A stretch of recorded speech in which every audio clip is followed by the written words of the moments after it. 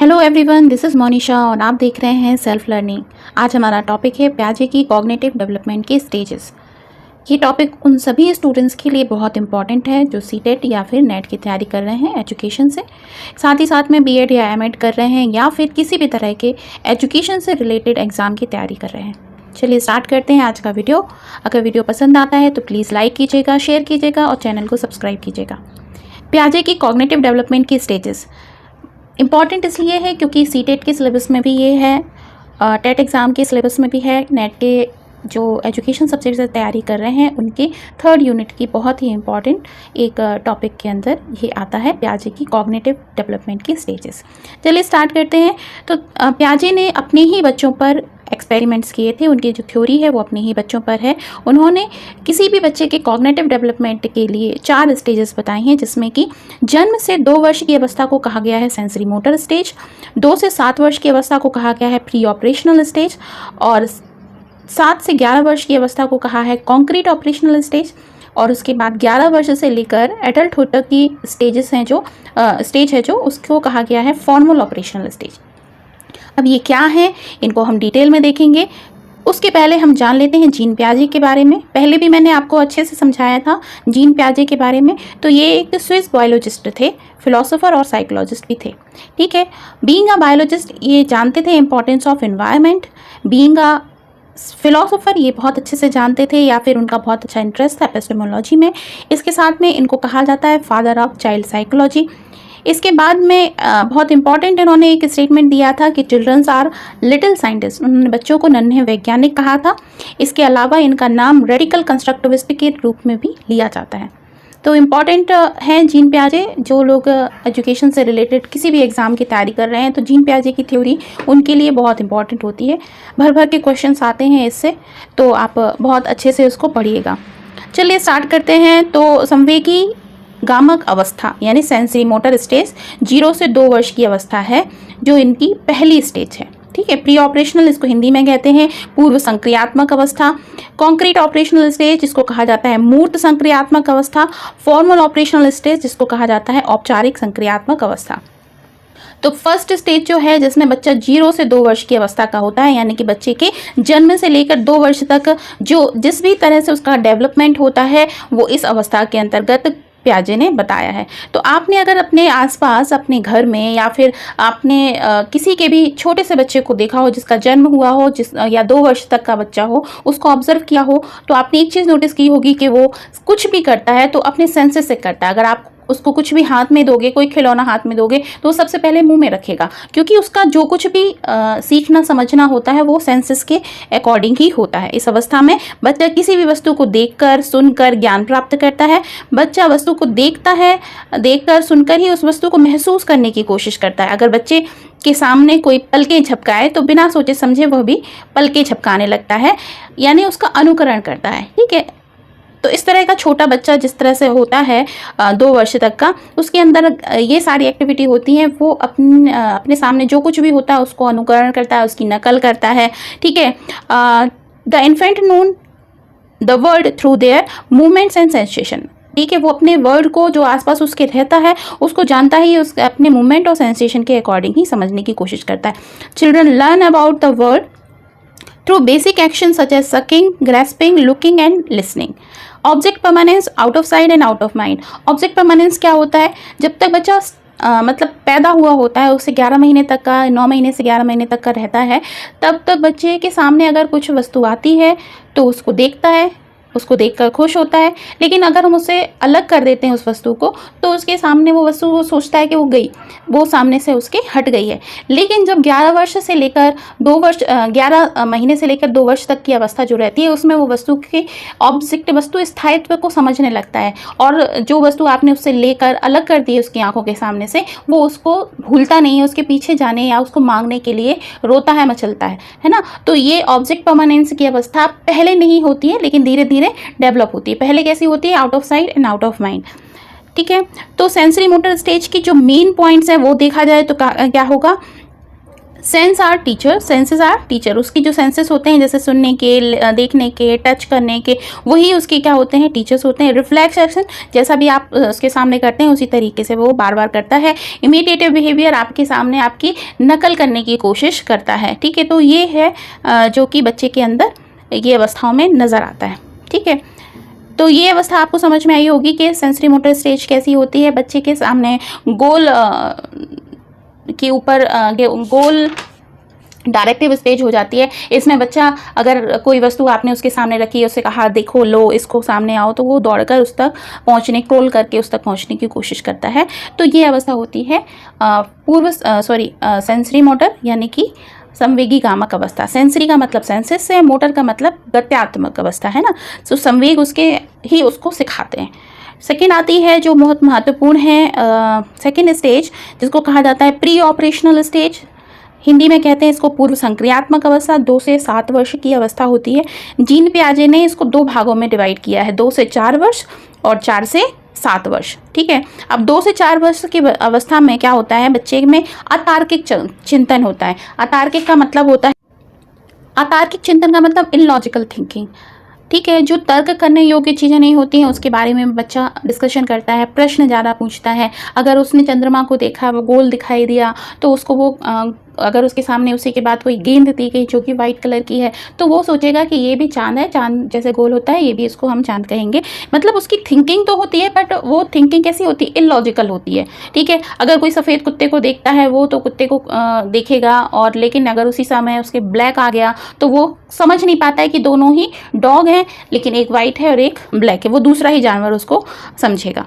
ठीक है, तो 4 से 7 वर्ष की अवस्था जो होती है, इसमें उसके अंदर कुछ डेवलपमेंट आ जाता है, जैसे कि विकेंद्रीकरण को कहते हैं रिवर्सिबिलिटी। जैसे कि अगर कोई भी चीज़ रखी गई है, सीधा रास्ता है, उसका अपोजिट भी वैसा ही रास्ता होगा, तो वो इस चीज़ को थोड़ा बहुत समझने की कोशिश करता है, हालांकि बहुत ज़्यादा समझ नहीं पाता है। पलटन और संरक्षण का भी ज्ञान उसको नहीं होता है इस अवस्था में।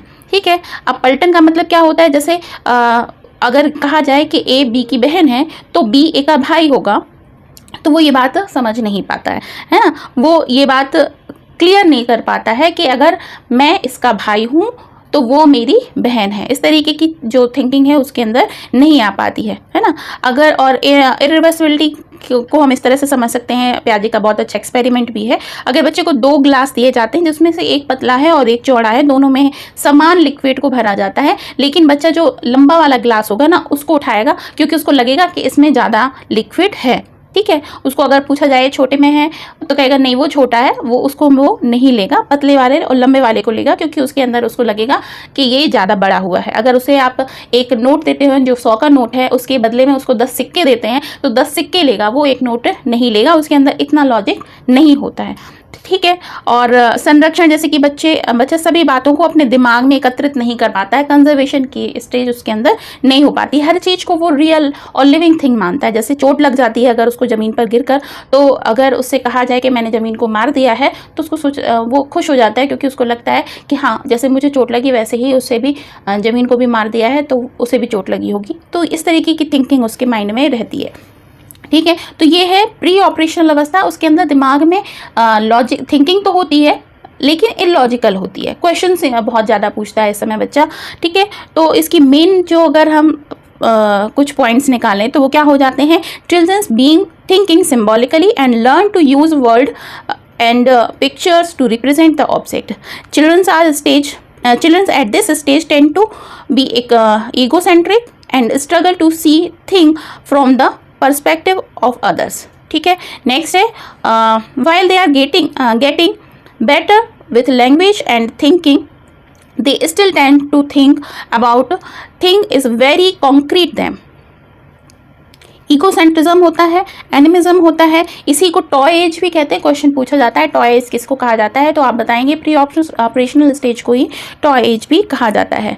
ठीक है, operational mental process and transductive reasoning and irreversibility. यहाँ पर ये कुछ पॉइंट्स है जिसको मैंने आपको बता दिया है। Crucial stage for language development, बहुत इंपॉर्टेंट स्टेज मानी जाती है लैंग्वेज डेवलपमेंट की ये वाली। इसी में बच्चे की लैंग्वेज क्या होती है, डेवलप होती है। अकॉर्डिंग टू प्याजे, child learn to think first and develop the language letter.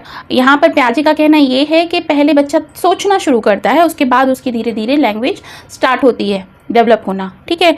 हालांकि कुछ जो साइकोलॉजिस्ट हैं उनके डिफरेंट ओपिनियन है, लेकिन वो हम बाद में पढ़ेंगे। पहले जो प्याजे कहते हैं उसको हम समझ लेते हैं। The stage is also as pre childhood. यहाँ पर प्री चाइल्डहुड को भी कहा जाता है, इसी प्री ऑपरेशनल स्टेज को। तो आपको याद रखना है यहाँ पे कौन कौन सी चीज़ें हैं। पहली तो इनकी जो थिंकिंग होती है, लॉजिकल थिंकिंग होती है, इसी को टॉय एज भी कहा जाता है, ईगोसेंट्रिज्म भी होता है, ठीक है। लैंग्वेज डेवलपमेंट बाद में होता है, पहले थिंकिंग स्टार्ट होती है। यहाँ पर बहुत ही क्रूशियल स्टेज होती है लैंग्वेज डेवलपमेंट की, इसी को प्री गैंग एज भी कहते हैं, टॉय एज भी कहते हैं और प्री चाइल्डहुड भी कहा जाता है। नेक्स्ट आ जाता है मूर्त संक्रियात्मक अवस्था, यानी कि द कॉन्क्रीट ऑपरेशनल स्टेज, 7 से 11 वर्ष की अवस्था। देखिए वहाँ पर लॉजिकल तो थे प्री ऑपरेशनल में, लेकिन लॉजिक जो थे वो इलॉजिकल वे में थे। कुछ भी पूछता है बच्चा, है ना। जैसे हाथी जा रहा है तो हाथी की मम्मी ने हाथी के बच्चे को चप्पल क्यों नहीं पहनाई, है ना। बादल जो हमारे साथ चल रहा था वो कहाँ रह गया, क्यों नहीं मेरे साथ है। तो इस तरीके के बेकार से ही बिना लॉजिक के कोई क्वेश्चन पूछता है। लेकिन अब इस अवस्था में बच्चे के माइंड में लॉजिक का निर्माण हो जाता है। अब वो चीज़ों को देखता है, जो भी चीज़ उसके सामने कॉन्क्रीट वे में नज़र आती है उसको समझता है और उसकी पिक्चर बनाने की कोशिश करना शुरू कर देता है। During this stage children being to thinking logically about concrete event. अब कॉन्क्रीट इवेंट का मतलब क्या होता है, जो चीज़ नज़र आ रही है, दिखाई दे रही है, जिसको टच किया जा सकता है, जिसकी पिक्चर बनाई जा सकती है, जिसको महसूस किया जा सकता है, उन सभी चीज़ों के बारे में बच्चा लॉजिकली सोचना शुरू कर देता है। मूर्त यानी कि जिसका कोई रूप हो, मतलब जैसे ऐसा नहीं कि आप उसको पूछ लो कि भाई इमोशंस के बारे में, तो वो नहीं बता पाएगा। हाँ, लेकिन कोई भी चीज़ जो नज़र आ रही है, जैसे पेन है, पेपर है, कोई स्टैच्यू है, कॉपी है, किताब है, किस तरीके का भी कोई भी ऐसा ऑब्जेक्ट है जो नज़र आ रहा है, दिखाई दे रहा है, उसके बारे में वो एग्जिस्ट कर रहा है, उसके बारे में वो अपनी राय कायम करता है। तो ऐसा कोई भी वस्तु जिसका कोई रूप हो, आकार हो, रंग हो, जिसको हम देख सकते हैं, छू सकते हैं, इस अवस्था में बच्चा मूर्त चिंतन, जैसे कि मूर्त चिंतन करता है। जैसे कि जब बच्चा कोई नया खिलौना देखता है तो उसके बारे में, उसकी बनावट के बारे में, उसके आकार के बारे में, उसके रंग के बारे में सोचता है, ठीक है। तो ये होता है मूर्त चिंतन। क्या मेन पॉइंट है इस स्टेज के, वो देख लेते हैं। They being to understand the concrete concept of conservation, that the amount of liquid in a short white cup is equal to that in a tall skinny glass.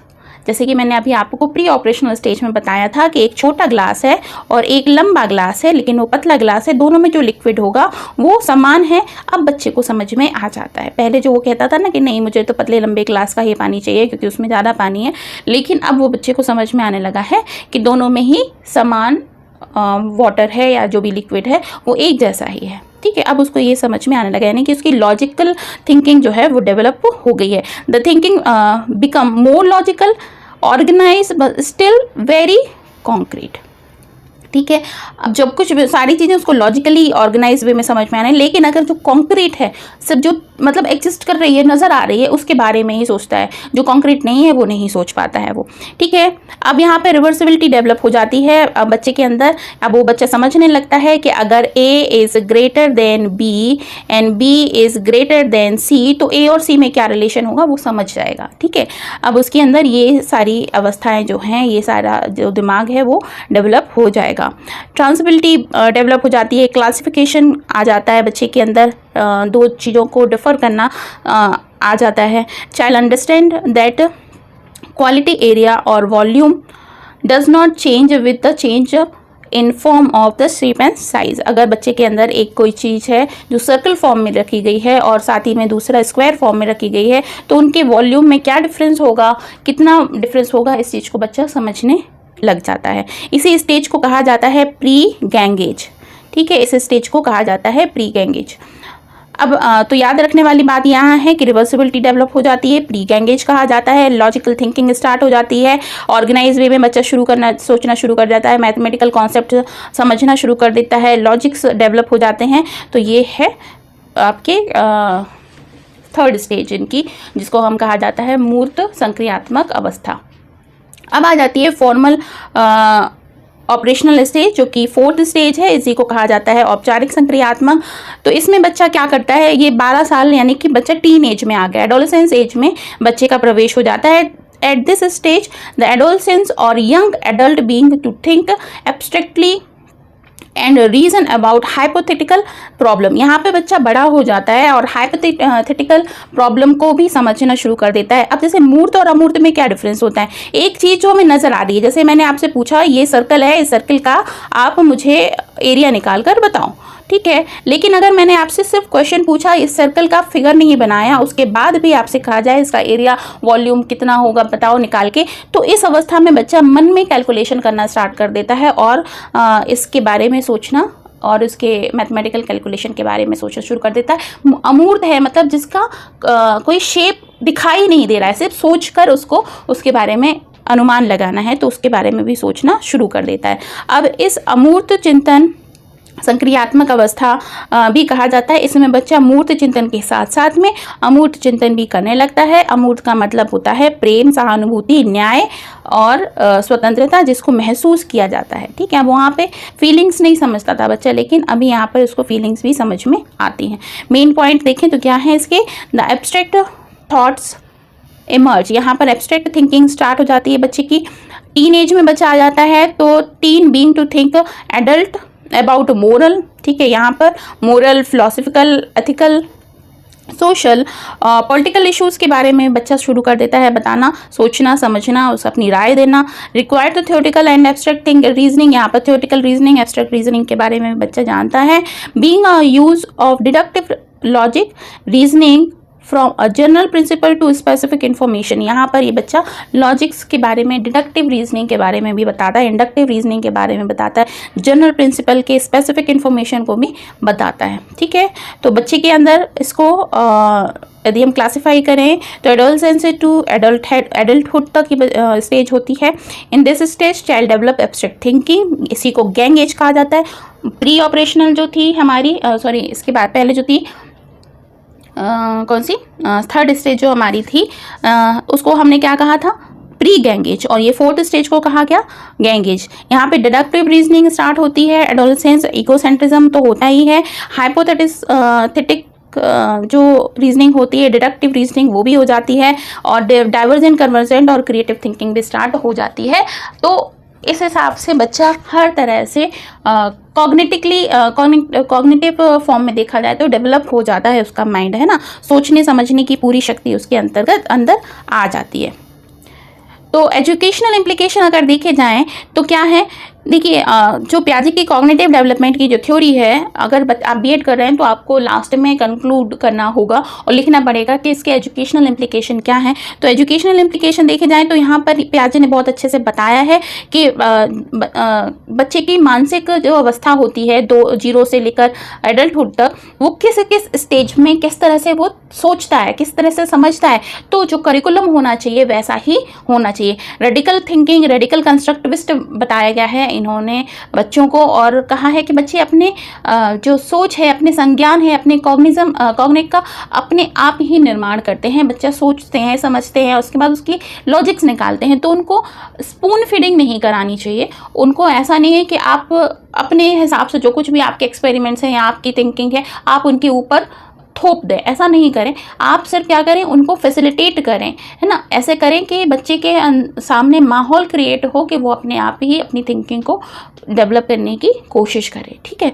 तो आपको being a teacher बच्चे को facilitate करना है, उसको माहौल प्रदान करना है और उस तरह से करिकुलम का डेवलपमेंट करना है या करिकुलम का निर्माण करना है, ताकि हर एक स्टेज में बच्चे को वो इन्वायरमेंट मिल सके पढ़ने का जितनी उसकी मेंटल एबिलिटी है या मेंटल समझ है ना। तो और मेंटल समझ को और भी ज़्यादा डेवलप करने के लिए आप किस तरह से उसको पढ़ाने की कोशिश कर सकते हैं, समझाने की कोशिश करते हैं, उस हिसाब से टीचर्स को भी समझना चाहिए। तो ये है एजुकेशनल इम्प्लीकेशन फॉर ऑफ पियाजे डेवलपमेंट, कॉग्निटिव डेवलपमेंट थ्योरी। तो आई होप आपको ये थ्योरी समझ में आई होगी, और अगर समझ में आई है तो प्लीज़ लाइक कीजिए, शेयर कीजिए अपने दोस्तों के साथ में, और अगर कोई आपके सुझाव हों तो प्लीज़ मुझे कमेंट सेक्शन में ज़रूर बताइएगा। नेक्स्ट वीडियो में हम पढ़ेंगे पियाजे की इसी कॉग्निटिव डेवलपमेंट थ्योरी की प्रोसेस, ठीक है। अभी मैंने स्टेजेस आपको बताई हैं, नेक्स्ट मैं बताऊंगी आपको प्रोसेस, ठीक है। तो बने रहिएगा सेल्फ लर्निंग के साथ में। इस वीडियो में इतना ही। मिलती हूँ आपसे बहुत जल्द नेक्स्ट वीडियो में। तब तक अपना बहुत ख्याल रखिए। वीडियो को लाइक कीजिए और चैनल को सब्सक्राइब कीजिए। आज की वीडियो में इतना ही। Bye bye.